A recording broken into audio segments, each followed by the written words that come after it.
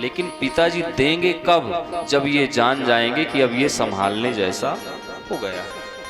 अब लड़ाई झगड़ा करो संपत्ति के लिए तो कह दो वो भी न मिले।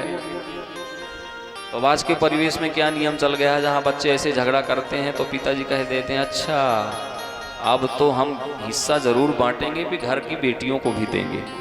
अब ले आओ। बेटियों ने दिमाग लगाया तो घर में कलह करा दिया, अब हम भी लेंगे।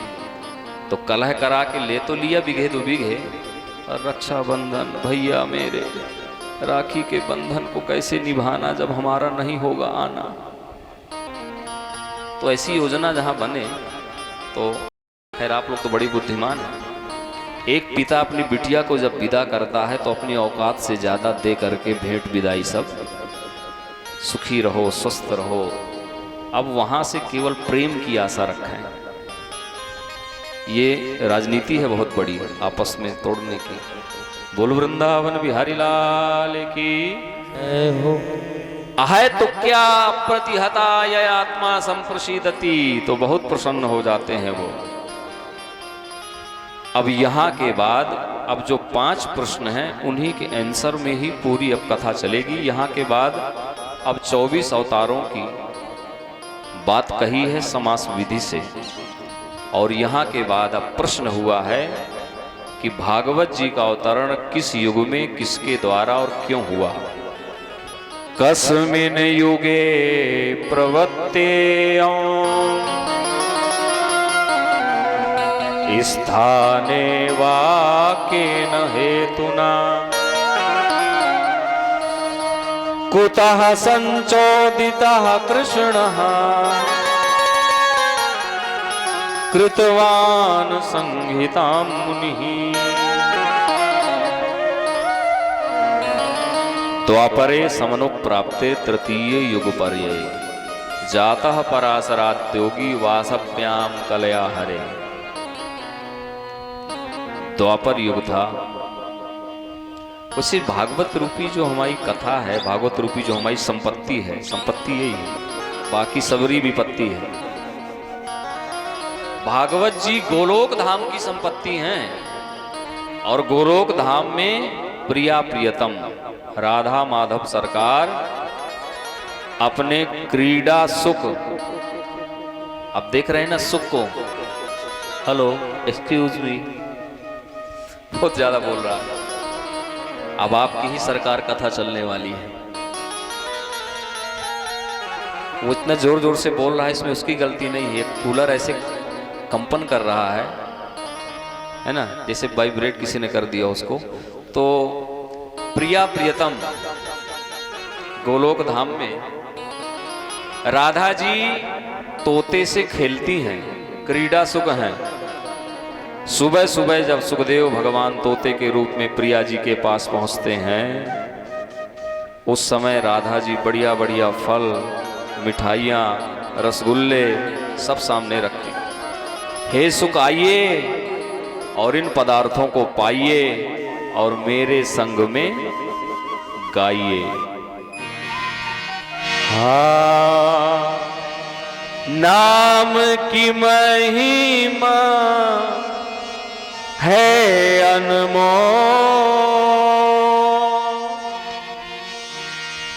नाम की महिमा है अनमोल। कृष्णा कृष्णा बोल प्यारे, कृष्णा कृष्णा बोल, कृष्णा कृष्णा बोल प्यारे, कृष्णा कृष्णा बोल, कृष्णा कृष्णा बोल प्यारे, कृष्णा कृष्णा बोल, और कृष्णा कृष्णा बोल प्यारे, कृष्णा कृष्णा बोल।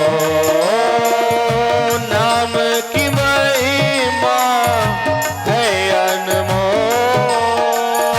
नाम की महिमा है अनमोल, नाम की महिमा है अनमोल।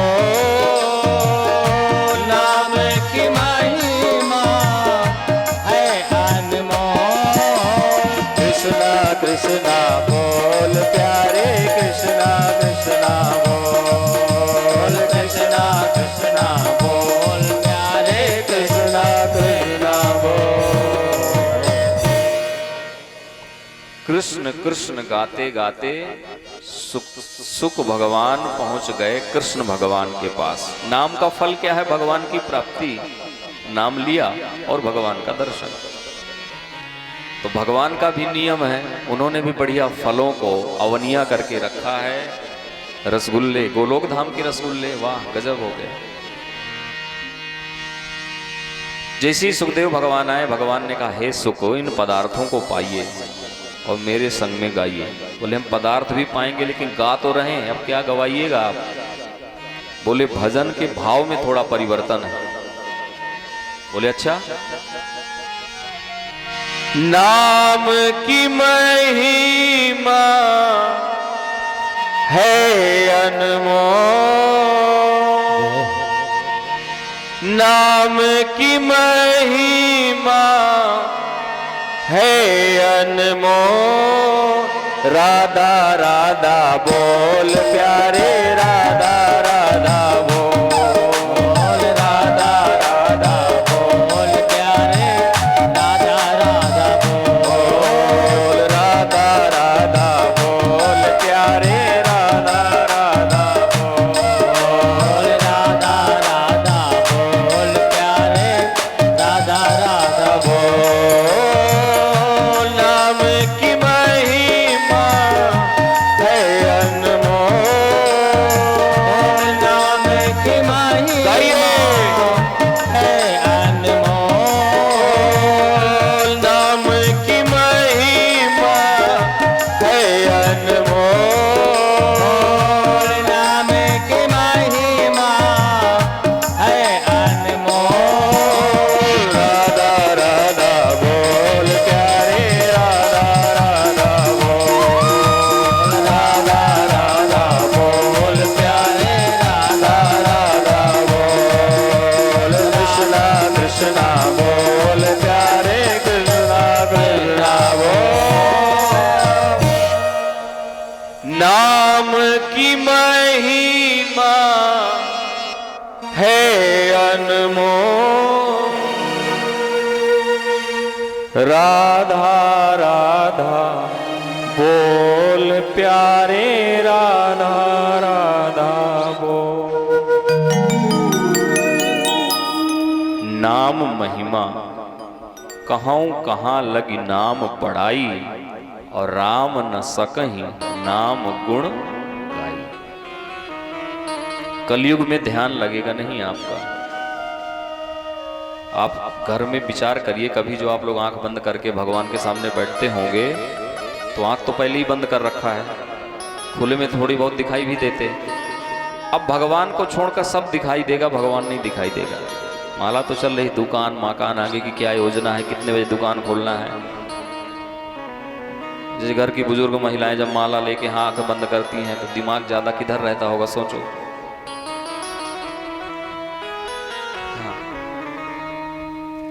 तो ये ध्यान नहीं लगेगा, योग साधना भी नहीं कर पाओगे।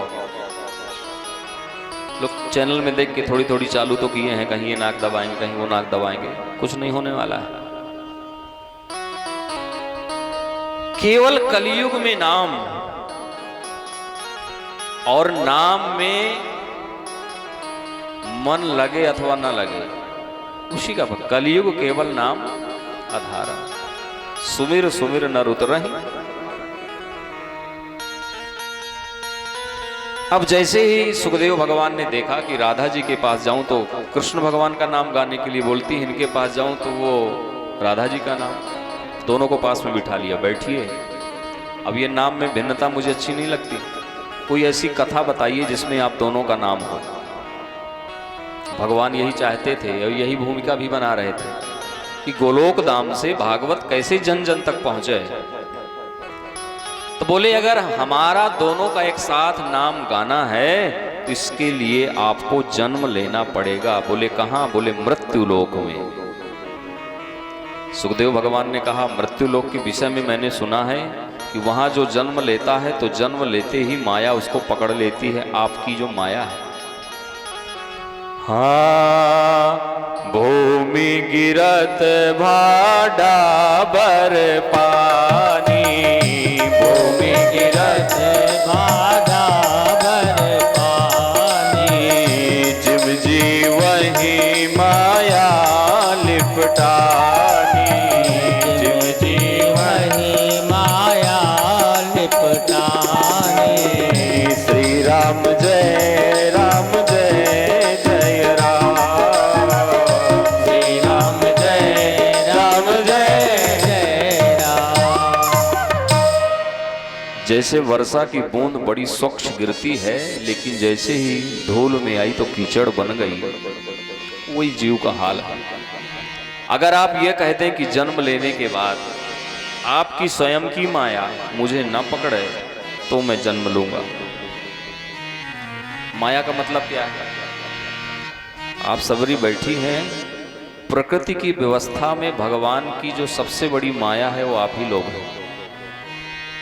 हाँ,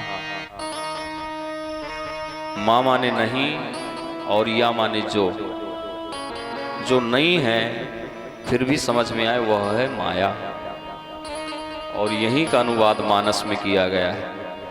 मैं अरु मोर तोर तै माया, मैं अरु मोर तोरे तै माया, जही बस की ने जीव निकाया, जही बस की ने जीव निकाया।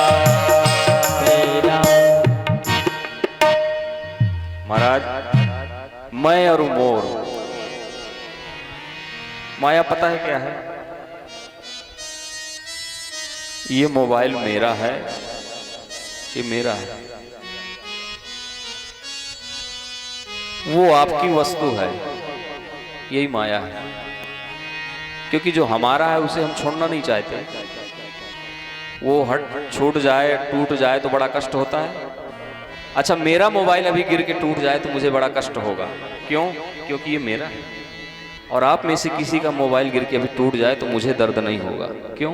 क्योंकि वो मेरा नहीं है। यही सबसे बड़ी माया है कि ये मेरा है, वो तुम्हारा है।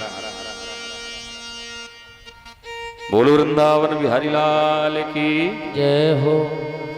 माया को सब कोई भजे, माधव भजे न को,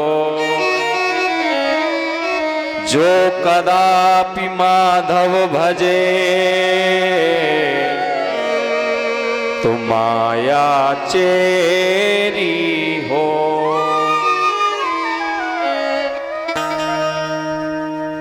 मायापति के चरणों का आश्रय ले लें तो माया तो फिर कहीं भाग ही नहीं सकती है।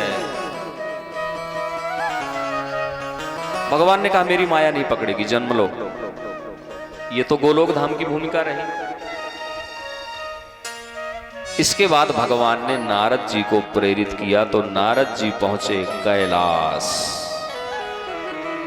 जहां भोले बाबा तुम पुनि राम राम दिन राती, असादर जपो अनंग आराती। हाँ, हरि ओम नमः शिवाय, हरि ओम नमः शिवाय, हरि ओम नमः। गाइए ओम नमः शिवाय, हरि ओम नमः शिवाय, हरि ओम नमः शिवाय, हरि ओम नमः शिवाय, जय हो। ओम नमः शिवाय। नमः शिवाय भोले नमः शिवाय, हर हर भोले नमः शिवाय, नमः शिवाय भोले नमः शिवाय, हरे हरे बोले नमः शिवाय। नमः शिवाय भोले नमः शिवाय, हर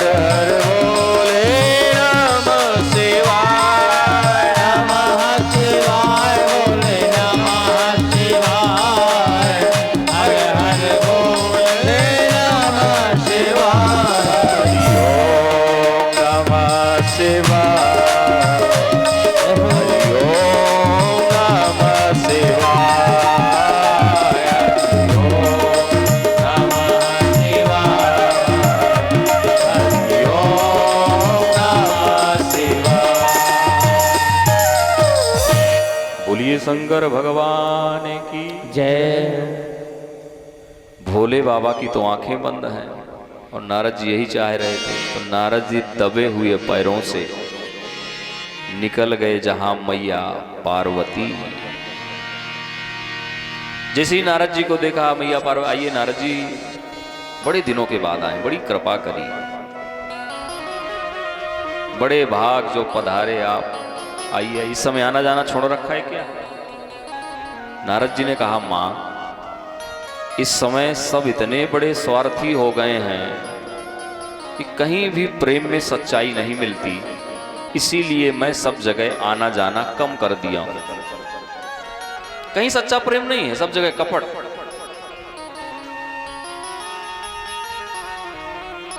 इसलिए कहीं मैं आता जाता नहीं। दिल दे अगर परवर दिगार तो इस मिजाज का दे। दिल दे अथवा दिलदार दे, दिल दे अथवा दिलदार दे तो परवर दिगार इस मिजाज का दे, जो रंज की घड़ियां भी खुशी से गुजार दे। बोलो वृंदावन बिहारी लाल की। जय हो। तो कहीं सच्चा प्रेम नहीं है।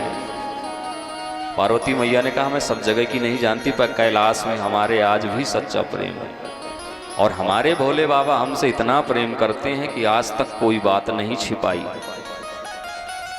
नारद जी तो सब जान ही रहे थे। नारद जी ने कहा, अच्छा मैया पार्वती सब आप भोले बाबा आपको सब बता देते हैं? बोले हाँ, इतना प्रेम। तो बोले ये भी बताया होगा कि भोले बाबा जो गले में मुंडों की माला पहनते हैं वो क्यों पहनते हैं, उनमें किसके मुंड लगे हुए हैं? पार्वती मैया ने कहा, नारद जी आपकी बातों में अब कुछ कुछ सच्चाई हमें लगने लग गई, आज तक नहीं बताया। घरों में भी कभी कभी हमारी नारी शक्ति कह देती है, अच्छा आजकल आप भी छुपाने लगे। महाराज पार्वती मैया ने कहा, नारद जी आपकी बातों में अब सच्चाई है। नारद जी ने सोचा हमारा काम हो गया, अब चलते हैं आकाश मार्ग से तमाशा देखेंगे। क्या हो रहा है? तमाशा। हम लोगों को भी कई बार तमाशा देखने का बड़ा उत्साह होता है अंदर से, पर एक बात स्मरण रखिए, संभल कर बैठना जलमय मोहब्बत देखने वालों। संभल कर बैठना जलमय मोहब्बत देखने वालों, तमाशा खुद न बन जाना तमाशा देखने वालों।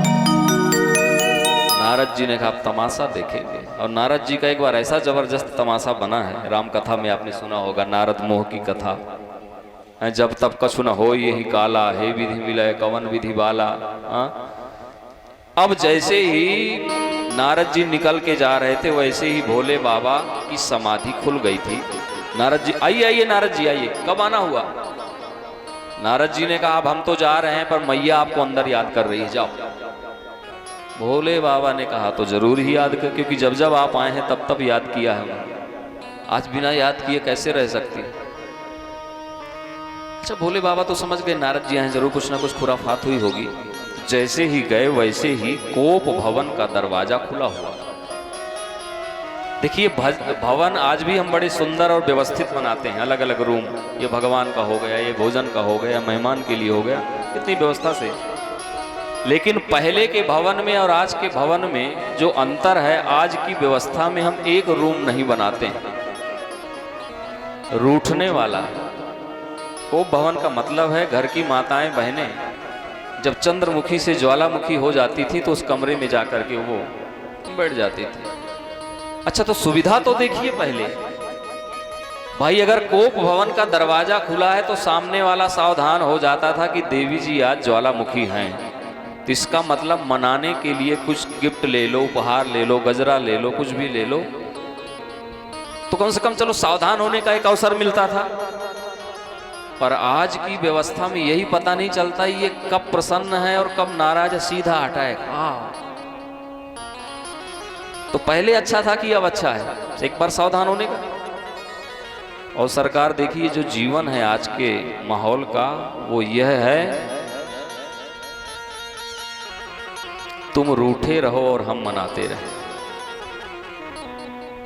सही की गलत? हमारी यजमान बताएंगे सुभाष जी की आपके घर में भी कभी ऐसा होता कि मनाने का अवसर आया हो? कभी कभी जानबूझ के रूठ जाया करिए, तो ये भी एक अलग तरह का प्रेम है। बोल वृंदावन बिहारी लाल की। तो महाराज घर गृहस्थी में ये भी थोड़ा आनंद है, रूठना, मनाना, फिर सामने वाले का भोजन न करना, लगी लगाई थाली को पटक देना, हाँ बर्तन फोड़ना। भाई इस तरह का गुस्सा नहीं कि घर के सामान तोड़ो फोड़ो। बड़ी मुश्किल से तो माताएं धीरे धीरे करके गृहस्थी इकट्ठा करती हैं। और भाई लोग मूछों का सारा ताव बर्तन में है, सामान में है, फ्रिज में है, मोबाइल में है। कई घरों में मोबाइल हर हफ्ते आते हैं। रूठिए ऐसा कि घर में कोई नुकसान ना हो। नहीं आज तो आपने रूठ करके गुस्सा करके तोड़ दिया, अब कल का दर्द पता चलेगा जब समझ में आएगा कि 25,000 वाला पटका है। तो भोले बाबा ने नादिया से कहा भैया आज देवी को थोड़ी नाराजगी समझ में आ रही, जाओ सुंदर फूलों का हार ले आओ। नादिया गए। अब भोले बाबा पहुंचे। भोले बाबा ने हाथ बढ़ाया, देवी क्या बात है? मैया पार्वती जी ने कहा डोंट टच। गजब हो गया। नादिया ने कहा मैया यहां भी अंग्रेजी? बोले यहीं से सारी भाषाओं का प्रादुर्भाव हुआ है, आप हमसे दूर चलिए, बात मत करिए। भोले बाबा ने कहा क्यों? बोले इसलिए कि आप हमेशा कहते हैं कि हम आपसे सबसे ज्यादा सच्चा प्रेम करते हैं, कुछ छुपाते नहीं हैं। तो भोले बाबा ने कहा इसमें कोई संशय है?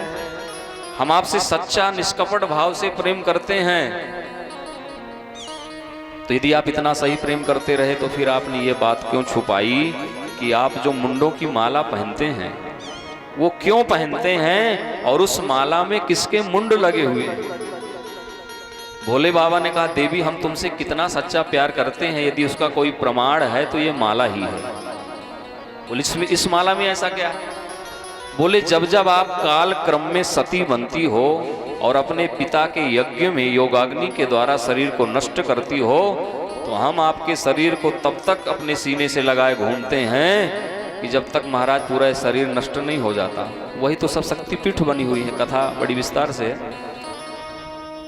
और हर जन्म के हर कल्प के उस आपके पावन शरीर का जो मुंड होता है उसको अपने माला में हम पिरो लेते हैं और जब आपकी याद आती है तो देख देख करके स्मरण करते रहते हैं, ये इस कल्प की सती है, ये इस कल्प की सती है। ये अरे कोई अपनी पत्नी से कितना भी प्रेम करता हो मर जाए तो तस्वीर में धूल चढ़ने लग जाती है, लेकिन हमें देखो हमसे बड़ा प्रेमी के मरने के बाद भी महाराज मुंड लटकाए घूम रहे हैं। मैया पार्वती ने कहा तब तो आप कपटी ही नहीं महाकपटी निकले। भोले बाबा ने कहा अब क्या बिगड़ गया? नादिया की तरफ देखा। बोले जो भी बना बिगड़ी है। नादिया ने कहा भाई आप ही को भैया। भोले बाबा ने कहा क्या बिगड़ गया? मैया पार्वती ने कहा ये बताइए ये सबरे मेरे मुंड हैं? बोले हाँ। इसका मतलब मैं इतनी बार मर चुकी हूं? बोले हाँ। और आप? भोले बाबा ने कहा हम जन्म ही नहीं लेते तो मरेंगे कहां से? तो मैया पार्वती जी ने कहा फिर ये कैसा प्यार है कि आप कभी नहीं मरते और हमें बार बार मरना पड़ रहा है?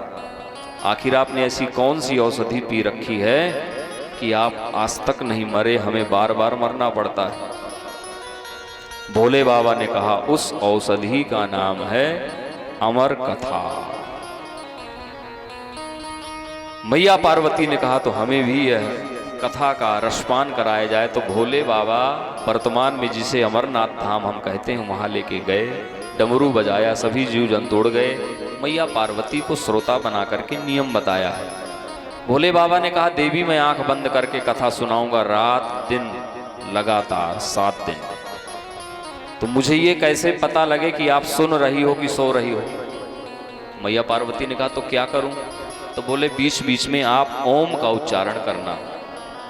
नहीं, पुराने समय में जब दादी और नानी कहानियां सुनाती थी तो कहती थी हुंकारी भरना, हुंकारी बंद तो कहानियां बंद। तो वही मान लीजिए ओम। अब भोले बाबा ने आंख बंद किया, मंगलाचरण प्रारंभ। हमारी आपकी तरह कथा नहीं हुई, कंटिन्यू 7 दिन रात बराबर चली। भाई श्रोता है मैया पार्वती आदि शक्ति हैं और वो शिव हैं, ऐसे वक्ता और श्रोता, अद्भुत कथा होगी। 5वें दिन की जब कथा चल रही थी, जिस समय ये भाव प्रसंग आया कि भगवान जब माखन चुराने के लिए व्रज गलियों में सखियों के यहाँ घर घर डोलते हैं, उस समय गोपियां उन्हें पकड़ के बांध लेती। तो पार्वती मैया को नींद तो नहीं आई, पर उनकी इस भाव पे समाधि आ गई।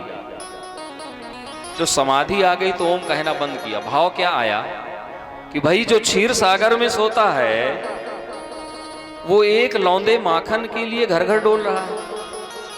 अब भाव आपने सुना ही होगा, ताही अहीर की छोहरियां छछिया भर छाछ पे नाच नचामे।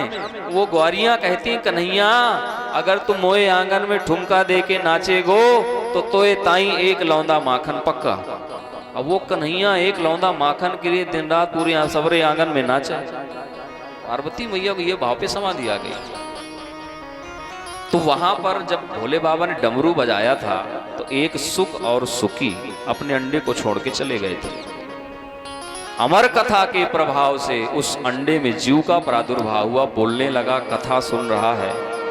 पर उस छोटे से तोते ने जब देखा कि श्रोता की समाधि लग गई तो बाबा कथा कहना बंद कर देंगे, तो मैया पार्वती की आवाज में तोता ही बोलने लगा ओम ओम, क्योंकि तोता को नकल करना बड़ी अच्छी तरह से आता है। आप जो भी उसे रटा देंगे वो वही बोलेगा। अब तोता ओम ओम। भोले बाबा मस्त है कथा सुनाने में। 7वें दिन जब कथा का विश्राम हुआ, भोले बाबा ने जयकारे लगाए, बोल वृंदावन बिहारी लाल की जय हो। जयकारे लगाने का मतलब ही यही है कि जो समाधि में चले गए हों बाहर आ जाएं। अब मैया पार्वती समाधि से बाहर। तो फिर क्या हुआ, जब सरकार ललिता सखी के यहाँ माखन चुराने गए, भोले बाबा ने कहा गजब करती हो देवी, यहाँ कथा का विश्राम हो रहा है और आप अभी, मेरी तो समाधि लग गई थी तो फिर ये ओम का उच्चारण कौन कर रहा था? पीछे मुड़ के देखा तो तोता। भोले बाबा ने कहा अच्छा ब्रह्म विद्या की चोरी किया। अरे तुझे सुनना था तो बोल के सुनता, कि भाई हम भी सुनेंगे, श्रोता बनेंगे तो कोई बात नहीं थी। अब भोले बाबा ने त्रिशूल निकाला, आगे आगे तोता, पीछे पीछे भोले बाबा।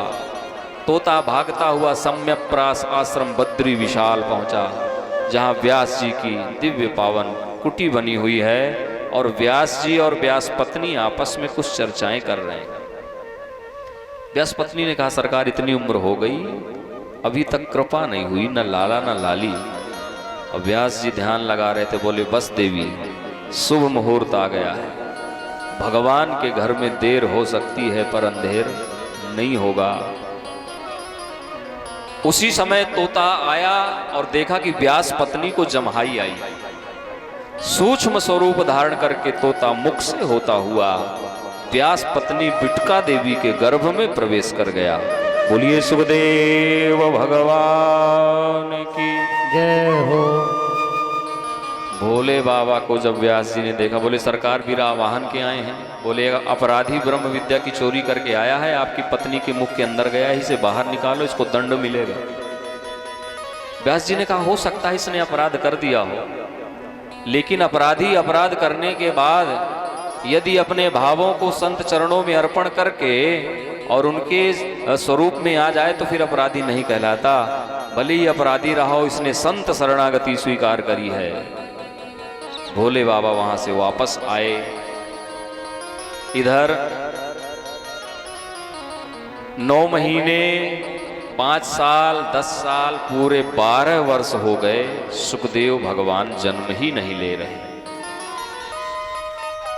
व्यास पत्नी के गर्भ से भागवत के श्लोकों का गायन सुनाई देता है। एक दिन व्यास पत्नी ने व्यास जी से कहा सरकार हमारे पेट के अंदर से ऐसा लग रहा है कोई मंत्र बोल रहा है, कोई श्लोक गा रहा है। तो व्यास जी ने कहा तो निश्चित ही कोई दिव्य महापुरुष है आपके गर्भ में। पर ये जन्म क्यों नहीं लेता? प्राकृतिक बालक 9 महीने, 8 महीने, 7 महीने, 9.5, 10 इतने में तो जन्म ले ही लेता है।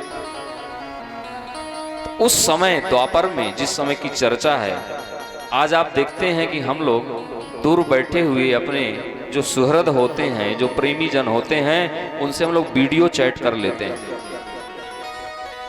तो उस समय वेद व्यास जी ने अपने गर्भस्थ शिशु से ऑनलाइन बात किया, ध्यान लगाया, कनेक्शन को कनेक्ट किया और व्यास जी ने कहा, बेटा, सुखदेव भगवान अंदर से कहते हैं, जी पिताजी, बेटा ये बताओ कि जन्म कब लोगे? अरे 12 वर्ष के हो गए हो, क्या अंदर ही क्रिकेट खेलने की योजना है? सुखदेव भगवान ने कहा, मैं जन्म इसलिए नहीं ले रहा कि मायापति का कोई ठिकाना नहीं, वो बड़ा छलिया है, कोई बात कह तो देता है पर जरूरी नहीं कि माने। वैसे तो मैं कहला करके आया हूँ कि माया नहीं सताएगी, लेकिन ठिकाना नहीं। यदि आपके सामने वो कह दें कि माया नहीं पकड़ेगी तो मैं जन्म लूंगा। तो जब व्यास जी ने मायापति का आवाहन किया, उन्होंने जब कह दिया माया नहीं सताएगी बेटा, तुम जन्म लो, तो 12 वर्ष बाद सुखदेव भगवान जन्म लेते हैं। बोलिए सुखदेव भगवान की जय हो। यम प्रव्रजंतम। पिताजी व्यास जी पीछे पीछे, बेटा रुको, एक तो 12 वर्ष बाद जन्म लिया, मैया को मुखड़ा तो दिखा दे। बोलते कुछ नहीं, ऐसे इशारा कर देते हैं। तो जंगल में जो वृक्ष लगे हैं, तन्मय तया तरवह, वृक्षों ने सुखदेव भगवान की तरफ से मानो प्रतिनिधित्व किया है। बोले व्यास जी, हम वृक्ष हैं, ऋतु आने पर हम फल देते हैं, पर इतिहास गवाह है कि वृक्ष कबहू नहीं फल भखै।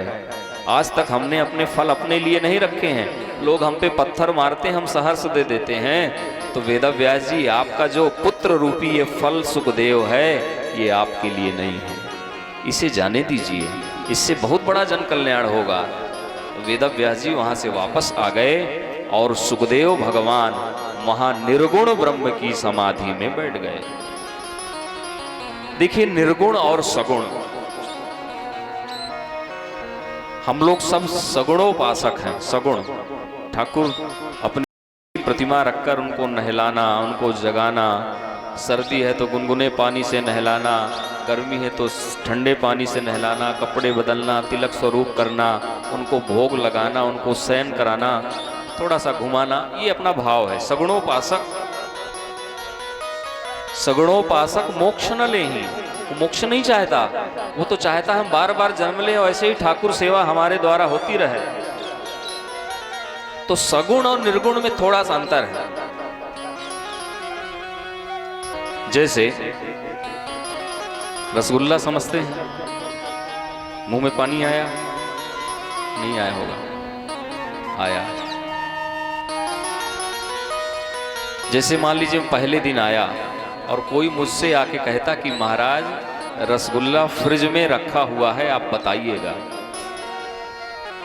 मुझसे किसी ने कहा, तो अब मैं रात में जब सोने के लिए गया तो आंख बंद किए सोच रहा हूँ, किसी ने कहा था कि रसगुल्ला फ्रिज में रखा है। अब मेरे विचार अपने हो गए कि रस में डूबा होगा कि नहीं, मुलायम होगा कि नहीं, केसर पड़ी होगी कि नहीं, गुलाब जल पड़ा होगा कि नहीं, मेवे पड़े होंगे कि नहीं। अब मैं 7 दिन तक यही सोचता हूँ डेली। 7 दिन पूरे हो गए, वो नहीं आया। इसको कहते हैं निर्गुण। और सगुण क्या है? बोले पहले दिन आया था और पहले दिन महाराज ये लीजिए रसगुल्ला, और उसको लेकर के सीधे गप। तो ये हो गया सगुण। तो हम सगुण उपासक हैं, उसका रस है, उसका आनंद है। ये निर्गुण ब्रह्म की समाधि में इसलिए बैठे कि जन्म लेते ही सीधे जंगल।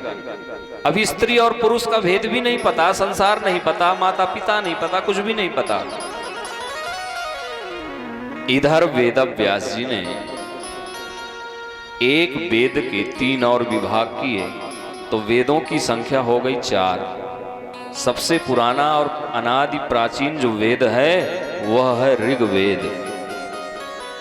और विस्तार किया। देखिए, व्यास किसी का नाम नहीं है, कल्प भेद से ये बदलते रहते हैं, लेकिन पद वहीं रहता है। जैसे प्रधानमंत्री किसी का नाम नहीं है, जो उस पद पे बैठता है उसे प्रधानमंत्री हम कहने लग जाते हैं। जैसे जनक ये नाम नहीं है, ये पद है, जो उस पद पे बैठता है उसको हम जनक कहने लगे। ऐसा इंद्र कोई नाम नहीं है, वो पद है। तो यहां वेद व्यास, व्यास का मतलब होता है व्यास जो विषय का विस्तार करे, वो है व्यास। बोले ना व्यास जी आए हैं कथा सुनाने के लिए, तो मतलब क्या है कि जो विषय पर बोलने आए हैं उसको विस्तार से सुनाएं, अनेक विधि से सुनाएं, जिससे श्रोताओं को समझ में आए, उनका कल्याण हो। वेदों की भाषा बड़ी कठिन है और सबको पढ़ने का अधिकार नहीं है। स्त्री शूद्र द्विजाति नाम त्रयी न श्रुति गोचरहा। वेद स्त्रियों को पढ़ने के लिए अधिकार नहीं दिया है, शूद्र को पढ़ने के लिए अधिकार नहीं दिया है, और जिनके जनेऊ संस्कार नहीं हुए हैं उन्हें भी वेद पढ़ने का अधिकार नहीं दिया है। कारण क्या है, क्यों अधिकार नहीं दिया, इस पर व्याख्या करने का समय का अभाव है। अब देखिए, स्त्री को इसलिए अधिकार नहीं दिया क्योंकि जनेऊ संस्कार उनके हो नहीं सकते, और जनेऊ संस्कार नहीं हो सकते हैं तो वेद वो पढ़ नहीं सकते। अब अलग की बात है, बड़े बड़े कालनेमी इस समय बैठे हैं, बड़े बड़े साधु बन के, जो स्त्रियों की जो है जनेऊ भी करा रहे हैं गुरुकुल में बिठा बिठा के, उनको वेद भी पढ़ा रहे हैं। ये कलयुग का प्रभाव है, या ऐसे कालनेमियों की ज्यादा भीड़ होगी जो चकाचक चंदन लगा के और स्वरूप बना के जो अलग अलग पुस्तकें लिख रहे हैं, धर्म से कोई संबंध नहीं है, अलग अलग ग्रंथ लिख रहे हैं। तो अनेक प्रकार के धर्म बढ़ेंगे, ग्रंथ बढ़ेंगे, कलयुग का प्रभाव है। पर उपद्रव कितना भी बढ़ता रहे, धर्म अपनी जगह हमेशा स्थायी रहता है। वेद जब ये पढ़ नहीं सकते तो अपना कल्याण कैसे करेंगे, तो वेद व्यास जी ने पंचम वेद इतिहास पुराणों की रचना प्रारंभ किया। सब पढ़ें, सब बढ़ें और सब अपना कल्याण करें। इसीलिए पुराणों को पढ़ने का सबको अधिकार है। जिनको वेद पढ़ने का अधिकार नहीं है वो पुराण पढ़ सकते हैं। महाभारत पंचम वेद की रचना, फिर 17 पुराणों की रचना। वेद व्यास जी का मन अशांत है, नारद जी आए। नारद जी ने जब कहा आप क्यों अशांत हैं, बोले सब कुछ लिखा लेकिन मन अशांत है। क्यों? नारद जी ने कहा मन इसलिए अशांत है कि सब आपने लिखा जरूर, लेकिन अभी तक आपने बारातियों की कथा लिखी है। अरे बारात बहुत सजी हो, दूल्हा गायब हो जाए तो बताइए बारातियों को पानी के लिए कौन पूछेगा? बारातियों को तभी तक पूछा जा रहा है जब तक दूल्हे के फेरे नहीं पड़ जाते हैं। उसके बाद तो सुबह मारे मारे घूमते हैं बाराती, जगह नहीं ढूंढने मिलती उन्हें। इसीलिए वो बड़े अच्छे होते हैं जो रात में ही अपना खा पी के लौट आए। हाँ, तो बोले एक बार आप दूल्हा सरकार की कथा लिखिए, विश्व प्रपंच का सबसे सुंदर दूल्हा। न तथा वासुदेवस्य महिमा हिन्वर्णितः। आप वासुदेव कृष्ण की कथा लिखिए। बोले कैसे? बोले नारायण भगवान ने 4 श्लोक हमारे पिता ब्रह्मा जी को दिया है। पहले भागवत में 4 ही श्लोक थे,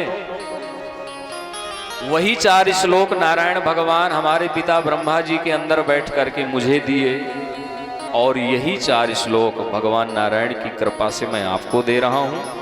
और आप इन 4 श्लोकों का विस्तार करिए। 18,000 श्लोक, 335 अध्याय और 12 स्कंद।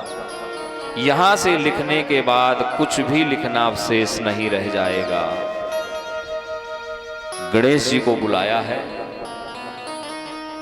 गणेश जी ने इसमें एक शर्त रखी है लिखने में, सभी पुराण गणेश जी ने लिखे हैं कि मैं जो विषय लिखना प्रारंभ करता हूं जब तक वह संपन्न नहीं हो जाता तब तक मैं बंद नहीं होता, और बोलने वाला यदि बंद हो गया तो मैं चला जाता हूं। अब गणेश जी हैं देवता।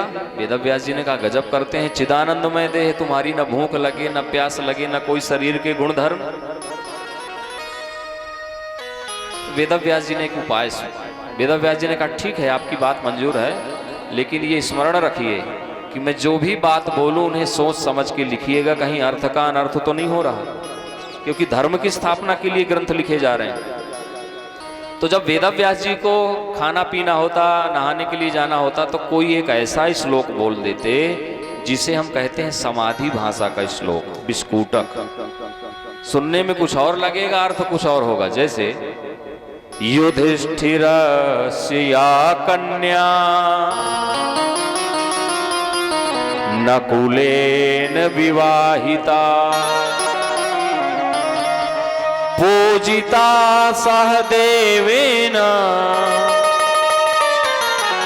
सा कन्या वरदा भवा। अब देखिए इस श्लोक का अर्थ क्या, साधारण सा अर्थ है, युधिष्ठिरस्य या कन्या, यानी युधिष्ठिर की जो बिटिया है नकुलेन विवाहिता, नकुल को ब्याही गई। अब बताइए ये बात धर्म संगत है? नहीं है। भाई की बिटिया भाई को कैसे ब्याही जाएगी? गणेश जी ने कलम रख दिया, लगता है बाबा गलत बोल गया है। विचार कर रहे हैं, गलत तो बोल नहीं सकते। जब तक ये विचार कर रहे हैं वेद व्यास जी जाएं, स्नान करके संयम नियम बना के हलफ फलाहार करके फिर आके बैठ जाएं। गणेश जी आप लिख नहीं रहे हैं? बोले ये श्लोक समझ में नहीं आया, इसको नहीं लिखूंगा, अर्थ का अनर्थ कर देगा। बोले आपने क्या समझा? बोले भाई की बिटिया भाई को ब्याही जा रही है। बोले नहीं नहीं, ये समाधि भाषा का श्लोक है। परोक्षवादो वेदोयम बाला नाम अनुशासनम। इनकी भाषा ऐसी है कि परोक्षवादी है, दिखता कुछ और है अर्थ कुछ और है। तो बोले आप ही अर्थ करिए। बोले युधिष्ठिरस्य या कन्या, युधिष्ठिर माने होता है जो युद्ध में स्थिर रहे, अर्थात पर्वत, अर्थात हिमालय। हिमालयस्य या कन्या नकुलेन विवाहिता। नकुल वो महाभारत वाला नहीं, न माने नहीं, अकुल माने परंपरा समूह, जिसका कोई कुल नहीं, जहां से सबरे कुल चलते हैं, अर्थात भोले बाबा। हिमांचल राज्य की बिटिया भोले बाबा को ब्याही गई। पूजिता सहदेवेन, वो पांडवों वाले सहदेव नहीं, सह माने साथ में, और देवेन माने देवताओं के, जो देवताओं के साथ पूजित हुई, सा कन्या वरदा भव। गणेश जी ने कहा बात समझ में आ गई। ऐसे ऐसे ब्रेक लेते हुए 18,000 श्लोकों की संगीता तैयार हुई। गणेश जी को भेंट विदाई देके विदा किया गया, नारद जी की भी विदाई हुई। अब वेद व्यास जी सोचते हैं ये ग्रंथ किसे दिया जाए। बोल वृंदावन बिहारी लाल की जय हो। आप जो नई नई माताएं बहनें पीछे आई हैं, आप लोग हंस नहीं रही हो? हंसो हंसो, कोई टेंशन है? ताला लगा के आई हो, हिला के भी आई हो, तो फिर काहे को टेंशन? बोलो वृंदावन बिहारी लाल की। भागवत का अधिकारी तो मेरा अपना बेटा है, लेकिन यदि मैं कहूं कि मेरा बेटा अधिकारी है तो समाज इसे स्वीकार नहीं करेगा। भाई अपने बेटे तो सबको अच्छे लगते हैं, पर पड़ोसी भी यदि कहने लग जाए कि आपका बेटा बड़ा गुणवान है तो बात बनती है। तो पहला प्रश्न तो यह है कि बेटा निर्गुण ब्रह्म की समाधि में जन्म लेते ही चला गया है, उसे सगुण बनाया जाए, सगुण बना के यहाँ लाया जाए। इसके बाद जनक जी के द्वारा परीक्षा कराई, काम क्रोध लोभ मोह मद मात्सर्य, इन पे जो विजय प्राप्त करेगा उसी को यह भागवत संहिता मिलेगी।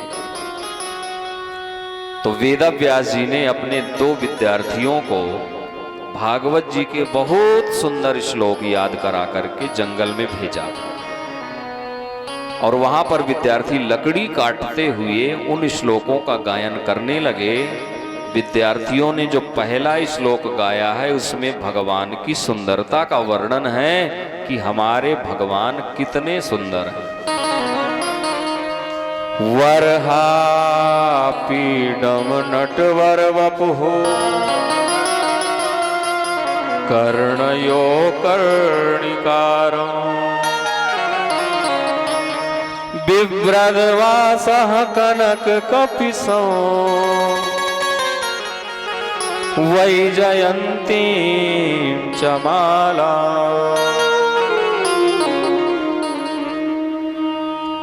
आहा, ऐसा दिव्य भाव है। वरहा पीडम यानी कि वो मोर पंख धारण करने वाला है जिसकी चर्चा हो रही श्लोक में।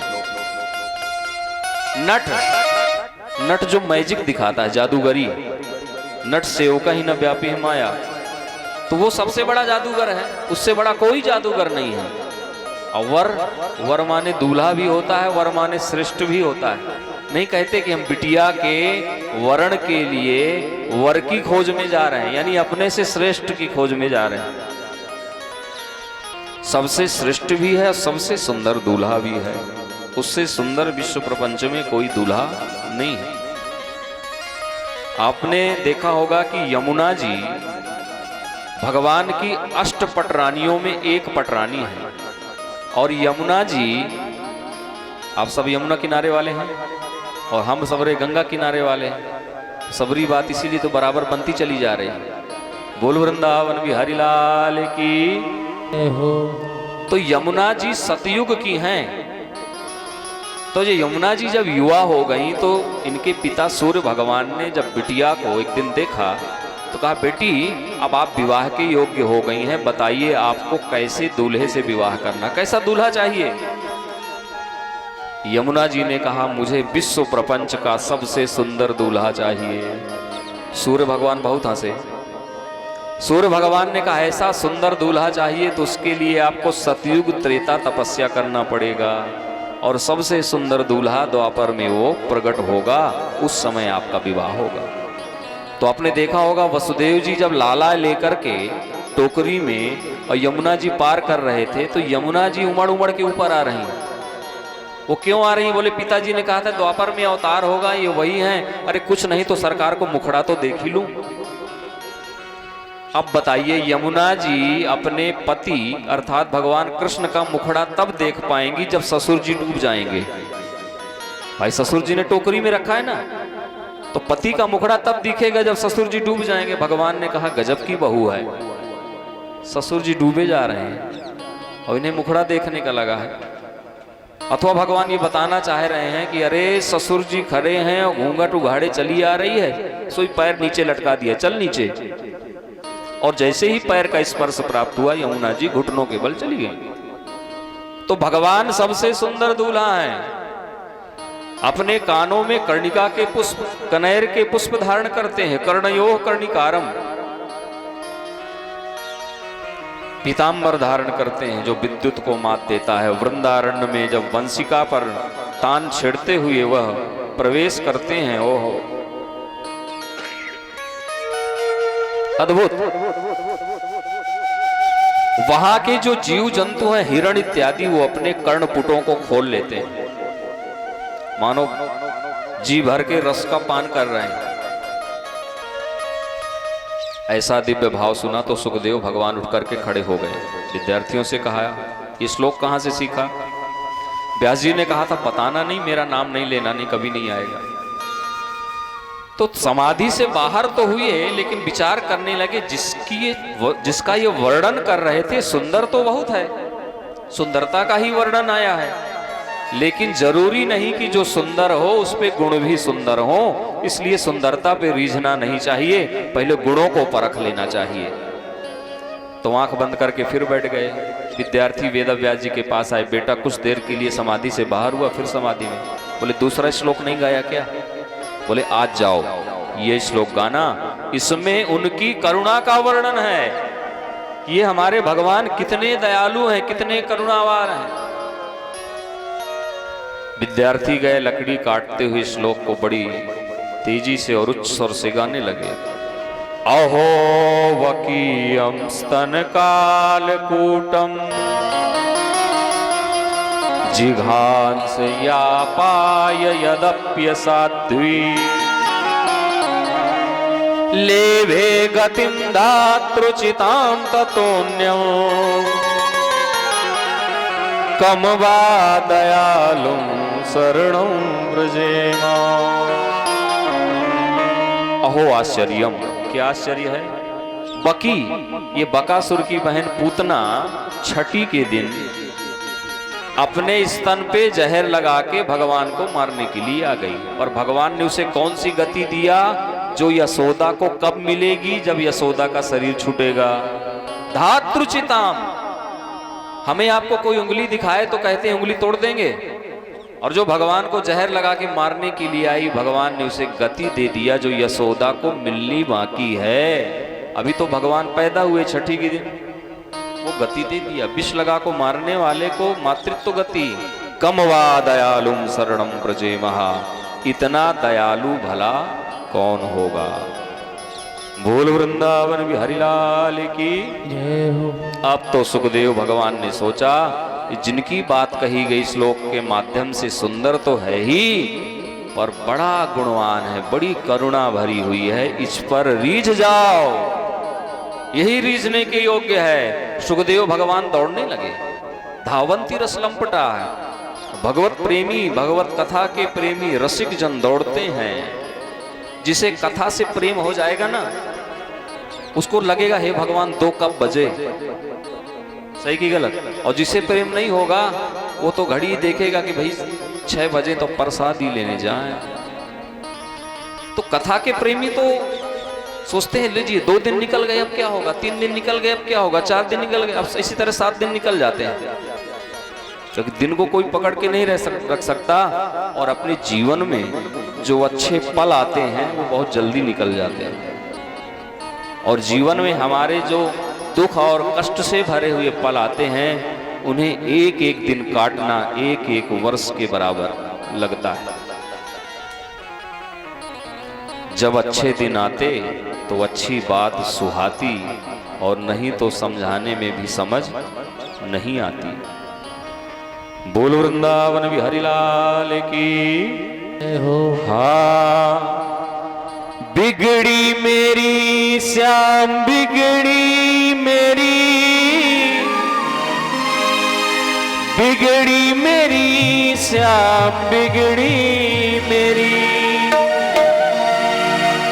ओ मेरे बाके बिहारी सरकार बना दो बिगड़ी मेरी, मेरे बाके बिहारी सरकार बना दो बिगड़ी मेरी, मेरे बाके बिहारी सरकार बना दो बिगड़ी मेरी, मेरे बाके बिहारी सरकार बना दो बिगड़ी मेरी। हाँ, बिगड़ी मेरी श्याम बिगड़ी मेरी, बिगड़ी मेरी श्याम बिगड़ी मेरी, बिगड़ी मेरी बिगड़ी मेरी, बिगड़ी मेरी श्याम बिगड़ी मेरी, बिगड़ी मेरी श्याम बिगड़ी मेरी, बिगड़ी मेरी श्याम बिगड़ी मेरी, बिगड़ी मेरी श्याम बिगड़ी मेरी, बिगड़ी मेरी श्याम बिगड़ी मेरी। ओ मेरे खाटू वारे श्याम बना दो बिगड़ी मेरी, मेरे खाटू वारे श्याम बना दो बिगड़ी। हरि बोल।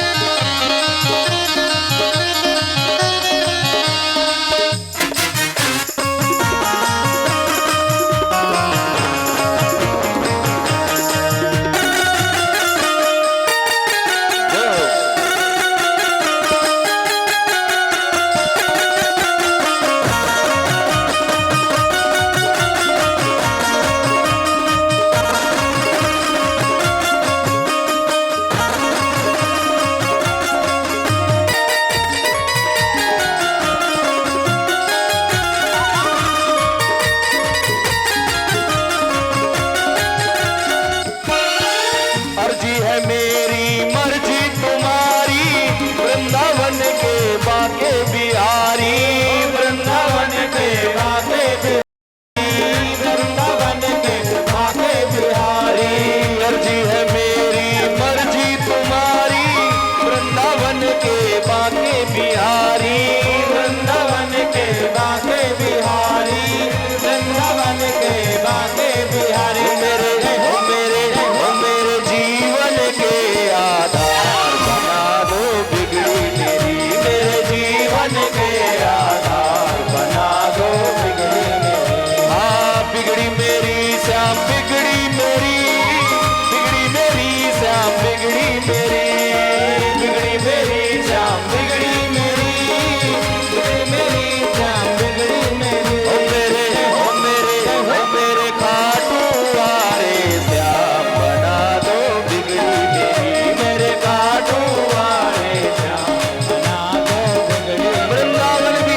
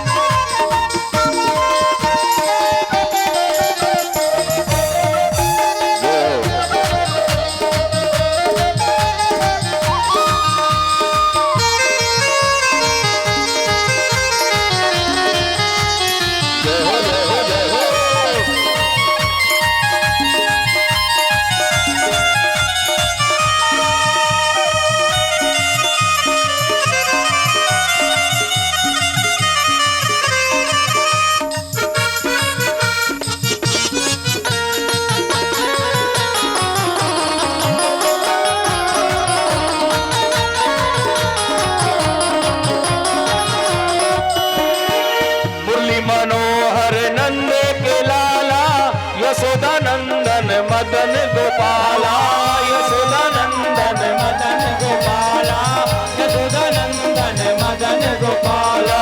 मुरली मनोहर नंद के लाला, यशोदानंदन मदन गोपाला, यशोदानंदन मदन गोपाला, यशोदानंदन मदन गोपाला। इस दास से क्यों नहीं प्यार बना दो बिगड़ी मेरी, इस दास से क्यों नहीं प्यार बना दो बिगड़ी मेरी। हाँ बिगड़ी मेरी श्याम बिगड़ी मेरी, बिगड़ी मेरी श्याम बिगड़ी मेरी, बिगड़ी मेरी श्याम बिगड़ी मेरी, बिगड़ी मेरी श्याम बिगड़ी मेरी, बिगड़ी मेरी श्याम बिगड़ी मेरी, बिगड़ी मेरी श्याम बिगड़ी मेरी, बिगड़ी मेरी श्याम बिगड़ी मेरी, बिगड़ी मेरी श्याम बिगड़ी मेरी। ओ मेरे बाके बिहारी सरकार बना दो बिगड़ी मेरी,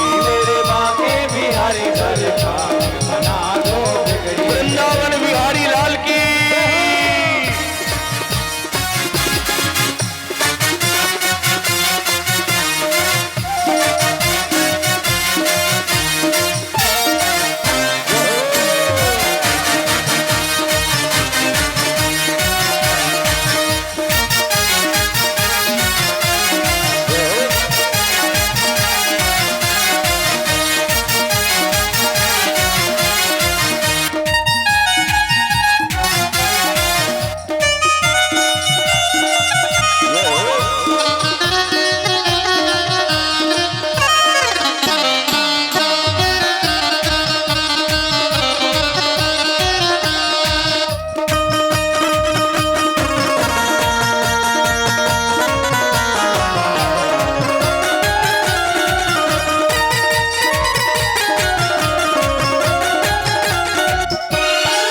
सुना है जो तेरी शरण में आते, उनके सब संकट मिट जाते, उनके सब संकट मिट जाते, उनके सब संकट मिट जाते। सुना है जो तेरी शरण में आते, उनके सब संकट मिट जाते, उनके सब संकट मिट जाते, उनके सब संकट मिट जाते। मेरी हो मेरी बिनती यही हर बार बना दो बिगड़ी मेरी, मेरी बिनती यही हर बार बना दो बिगड़ी मेरी। हाँ बिगड़ी मेरी श्याम बिगड़ी मेरी, बिगड़ी मेरी श्याम बिगड़ी मेरी, बिगड़ी मेरी श्याम बिगड़ी मेरी, बिगड़ी मेरी श्याम बिगड़ी मेरी, बिगड़ी मेरी श्याम बिगड़ी मेरी, बिगड़ी मेरी श्याम बिगड़ी मेरी, बिगड़ी मेरी श्याम बिगड़ी मेरी, बिगड़ी मेरी श्याम बिगड़ी मेरी। ओ मेरे खाटू वाले श्याम बना दो बिगड़ी मेरी, मेरे खाटू वाले श्याम बना दो बिगड़ी मेरी, मेरे बाके बिहारी सरकार बना दो बिगड़ी मेरी, मेरे बाके बिहारी सरकार बना दो बिगड़ी मेरी। बोल वृंदावन बिहारी लाल की जय हो। सुना है जो तेरी शरण में आते, उनके सब संकट मिट जाते, मेरी बिनती यही हर बार बना दो बिगड़ी मेरी। सुखदेव भगवान पहुंचे हैं, वेद व्यास जी ने जनक जी के यहाँ भेजा। काम क्रोध लोभ मोह मद मात्सर्य पर परीक्षा करके जब जनक जी ने कहा कि आपका पुत्र ही भागवत जी का अधिकारी है, उन्हें भागवत संहिता प्रदान किया। अब आज की कथा का यही विराम होगा और आज की जो छोड़ी हुई बात है वो कल कही जाएगी। आज कथा का द्वितीय दिवस था।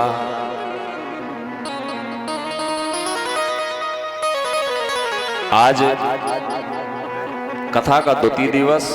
कल के प्रसंग में प्रसंग हमारा शिव पार्वती विवाह तक जाएगा, सृष्टि वर्णन, राजा परीक्षित को श्राप लगेगा, सुखदेव भगवान कथा सुनाने के लिए आएंगे, महाभारत का भी कल कुछ वर्णन, इन विषयों पर कल चर्चा होगी। तो आज हम ही लोग कुछ विलंब से बैठे थे, इसलिए कोई बात नहीं, कल से हम कथा 2 बजे से निश्चित ही प्रारंभ हो जाएगी। और ये हमारा छोटा स्टूडेंट अपनी कुछ बात आपके सामने रखना चाह रहा है, तो मैं चाहूँगा आपको माइक प्रदान किया जाए और ये अपनी बात कहेंगे और आप लोग इसका इस छोटे से बालक का अनुमोदन करेंगे। बोल वृंदावन बिहारी लाल की। गुरुजी प्रणाम। जय हो जय हो। मैं आप सबके सामने और गुरुजी के सामने कुछ लाइन प्रस्तुत करना चाहता हूँ, गुरुजी के लिए और भागवत जी के लिए। गुरु है शिक्षा का सागर, गुरु बाटे ज्ञान बराबर, गुरु मंदिर जैसी पूजा, माता पिता का नाम है दूजा। गुरु है माता पिता का नाम है दूजा।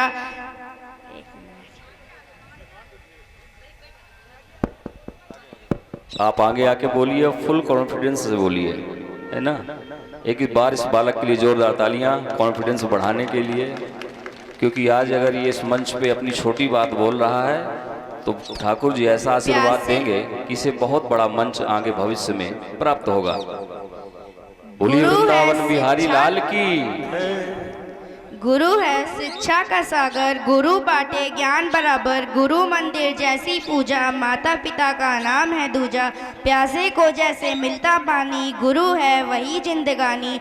गुरु न देखे जात पात, गुरु न करता पक्षपात, निर्धन हो या हो धनवान, गुरु को सब एक समान। धन्यवाद।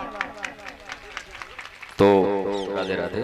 बोलिए वृंदावन बिहारी लाल की। आप सब लोग खड़े हो जाएं, 2 बार भगवान नाम संकीर्तन और उसके बाद फिर आरती, और आरती के बाद प्रसाद लेकर के ही सब लोग जाएंगे। और प्रसाद के आशिक यदि मेरी बात सुन रहे हो तो अब कृपया करके यहाँ आ जाएं, वह पल आपके समक्ष प्रस्तुत होने वाला है। हाँ, राधा रानी को हमारी,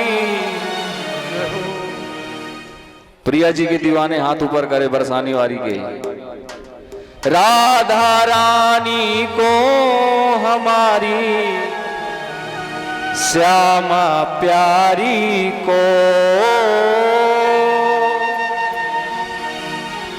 राधा रानी को हमारी, श्यामा प्यारी को, राधा रानी को हमारे, श्यामा प्यारी को, राधा रानी को हमारी, श्यामा प्यारी को, राधा रानी को हमारे, श्यामा प्यारी को। मिसरी जो मिसरी जो मिसरी जो मीठो नानी हमारी, राधा रानी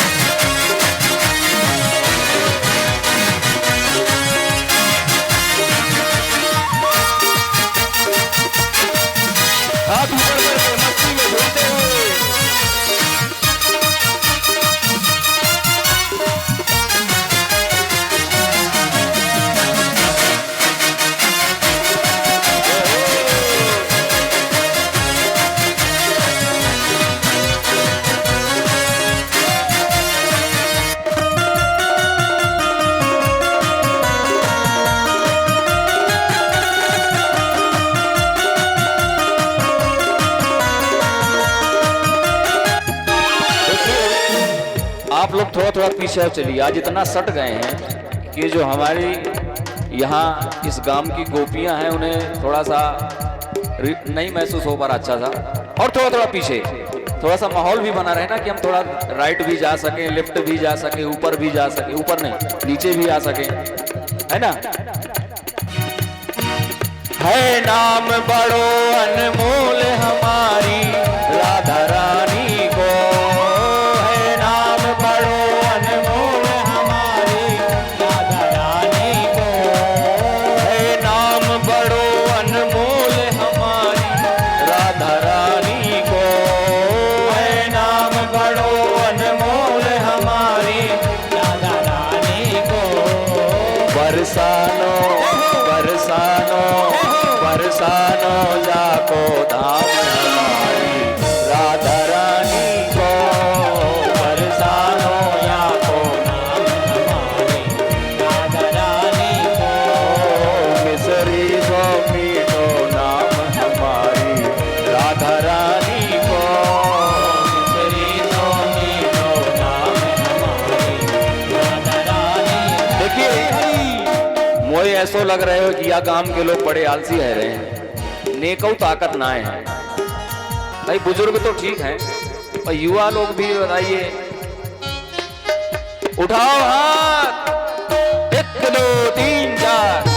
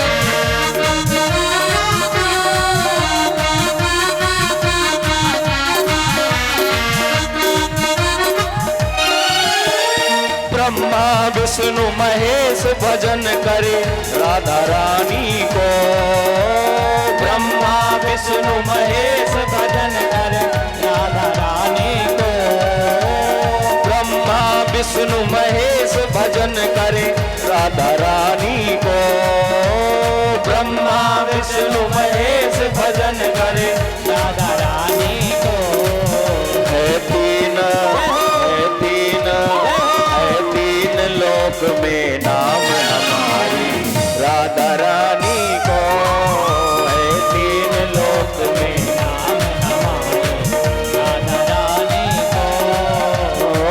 राधा रानी को हमारी श्यामा प्यारी को, राधा रानी को हमारे श्यामा प्यारी को, राधा रानी को हमारी श्यामा प्यारी को, राधा रानी को हमारी श्यामा प्यारी को। मिसरी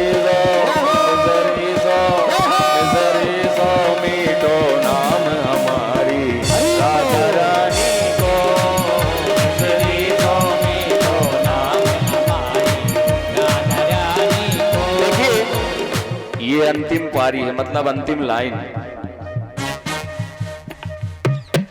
यहाँ के जो ग्वारिये हैं वो तो बुजुर्ग हैं ही, टोकरियां भी आई हुई हैं, कोई 85 साल की, कोई 65 साल की, कोई 55 साल की। बाकी 50 के जो नीचे वाले हैं उनके लिए है उठाओ हाथ और उठाओ पैर, 1 2 3 4।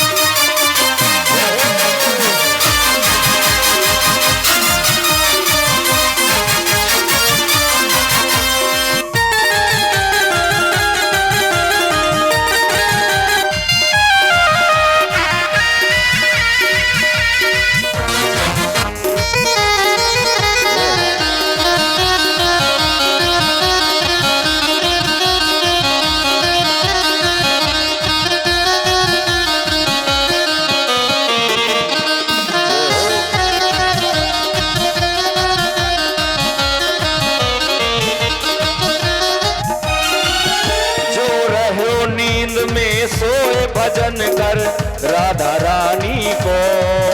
जो रहे हो नींद में सोए भजन करे राधा रानी को। जो रहे हो नींद में सोए भजन करे राधा रानी को। जो रहे हो नींद में सोए भजन करे राधा रानी को। कान्हा हो कान्हा हो कान्हा हो बन्यो गुलाम हमारी राधा रानी को। कान्हा हो बन्यो गुलाम राधा रानी को। राधा रानी को हमारी श्यामा प्यारी को। राधा रानी को हमारी श्यामा प्यारी को। गजरीला गजरीला गजरीला मीठो नाम हमारी राधा रानी को। गजरीला मीठो नाम हमारी राधा रानी को। गजरीला मीठो नाम हमारी राधा रानी को। गजरीला मीठो नाम हमारी राधा रानी को। जो रहो नींद में सोए भजन कर राधा रानी को। कान्हा हूँ बन्यो गुलाम हमारी राधा रानी को। आइए प्रेम और भाव से भगवान की दिव्य पावन आरती करें। आरती के पश्चात आरती गाओ बाके बिहारी तेरी आरती गाओ। हे गिरधर तेरी आरती गाओ। हे गिरधर तेरी आरती गाओ। आरती गाओ प्यारे आपको मनाओ।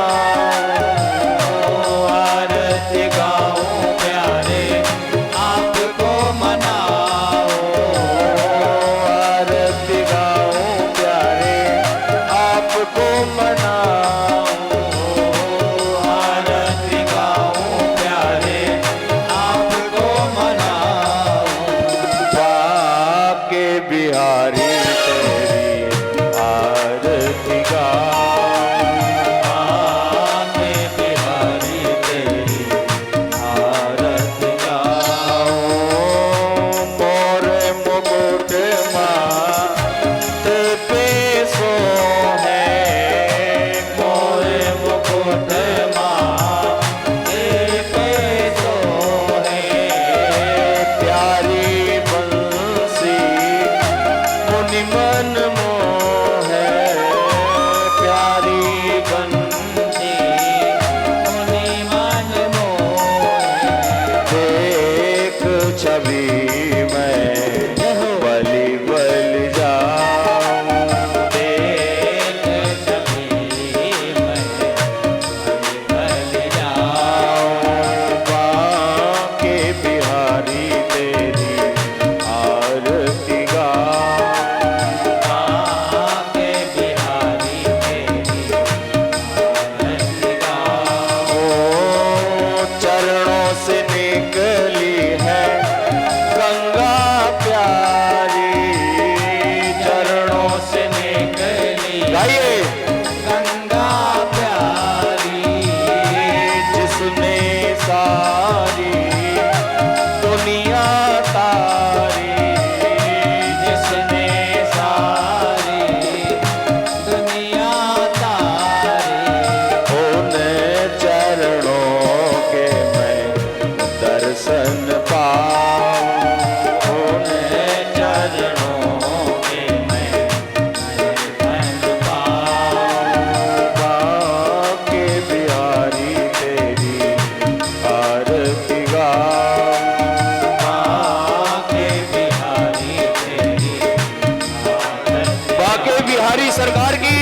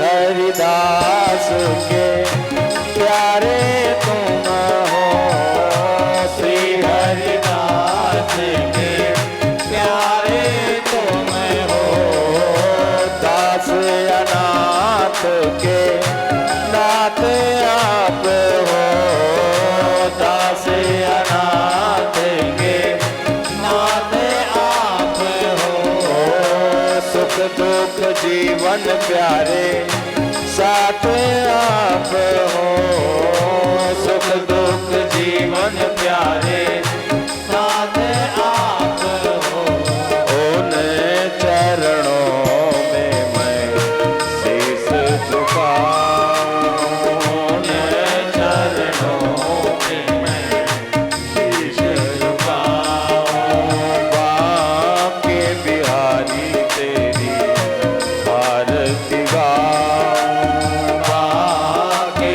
बिहारी तेरी आरती। कामतगिरी सरकार की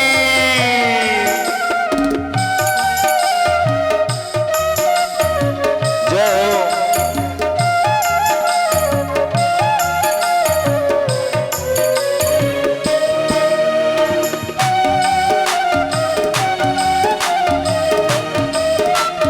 जय हो।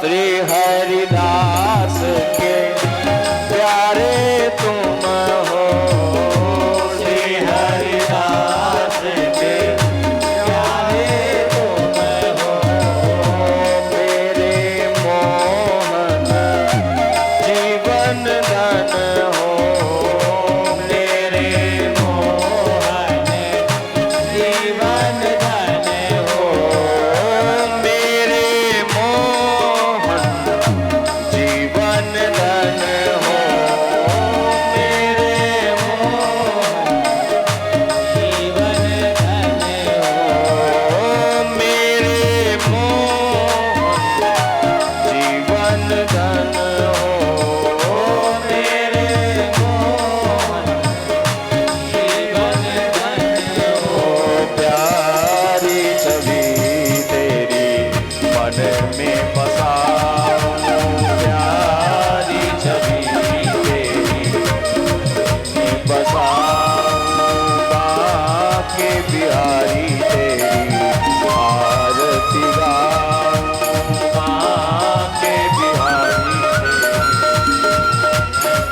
गाओ, कर्पूर गौरम करुणावतारम संसार सारम तुझगेन्द्रहारम सदा वसंतम हृदयारविंदे भवं भवानी दैवं नमामि, त्वमेव माता च पिता त्वमेव, त्वमेव बन्धुः सखा त्वमेव, त्वमेव विद्या द्रविणं त्वमेव, त्वमेव सर्वं त्वमेव देव, बांके बिहारी तेरी आरती गाऊं, बांके बिहारी तेरी आरती गाऊं, आरती गाऊं, आरती गाऊं।